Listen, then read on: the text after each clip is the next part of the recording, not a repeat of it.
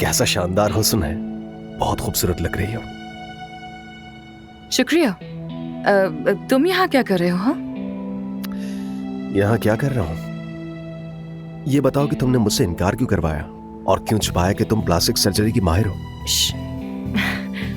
Ali, actually मामला थोड़ा सा उलझा हुआ है, बाद में बात करेंगे ना? बिल्कुल नहीं, क्योंकि झूठ और फरेब बर्दाश्त नहीं कर सकता। चलो चलकर कुछ खाते हैं, वरना अगर कोई पूछेगा तो सच सच बता दूंगा। अब ये तुम पर मुनहसर है।